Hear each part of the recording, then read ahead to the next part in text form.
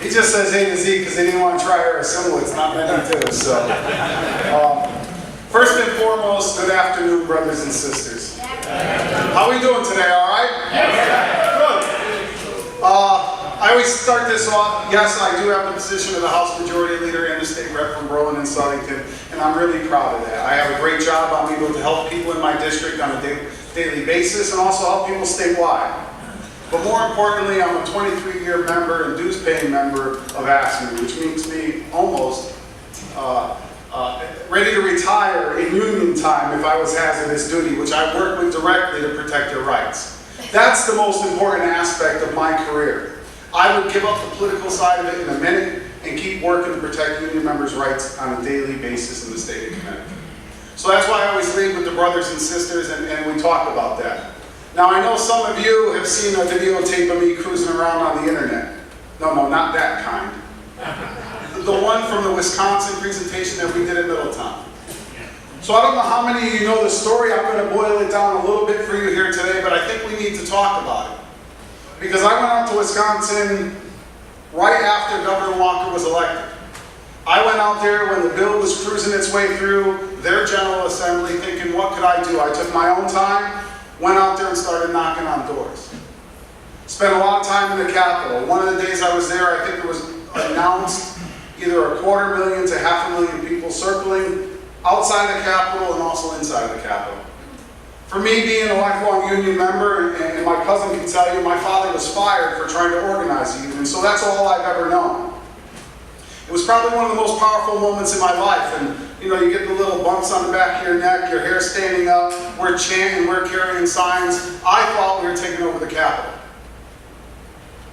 So I straddled up to this gentleman, and he was wearing a red shirt that said Wisconsin Educator, so it was either college or schools. And he started talking about what we were doing there. And I said, brother, this is the greatest moment I've ever been involved in my life. We finally said as union members, enough is enough. We're not going to take it anymore. And he kind of looked over at me and he said, where are you from? I said, oh, I'm from Connecticut. I'm an AFSCME member. And he says, well, AFSCME from Connecticut, the fight we already lost. We're now rallying because we're pissed off.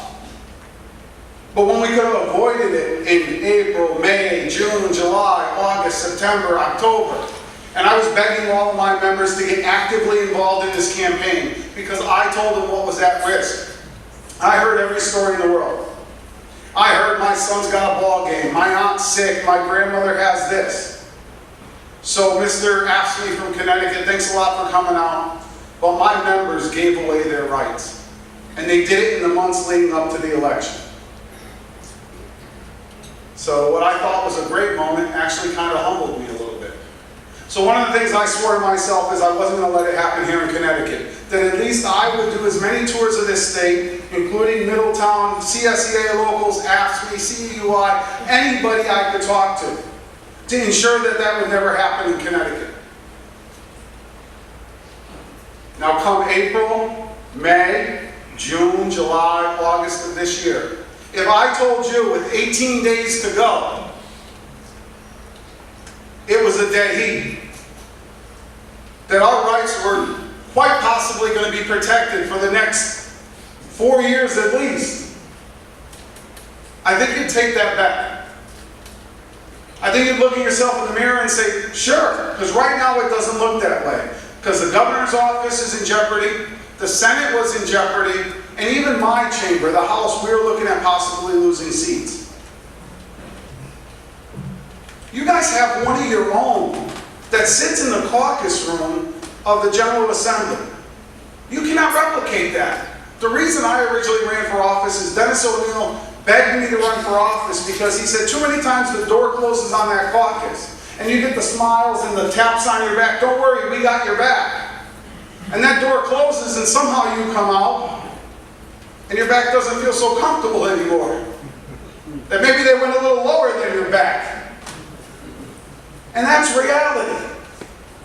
So you got Russ over there in Wethersfield that is one of your members that when the negotiations are tough, when you're on the menu instead of being at the table, he's there to ensure that he is that backstop. He's in a tough race. 18 days to go. If half of this room goes and door knocks his district, he wins by a landslide. And talk to the members about the issues that are important to you. Same thing for the gubernatorial race. 18 days. 18 days to decide whether you keep your collective bargaining rights. Because as much as he says he was talking about chambers and agreeing, we know exactly what Tom Foley wants for a Wisconsin moment. And if you really don't believe it, come with me the rest of the day. I'll hang out, talk to you, all the little articles I've seen, all the things he said of why he really means that. We want collective bargaining, not collective begging.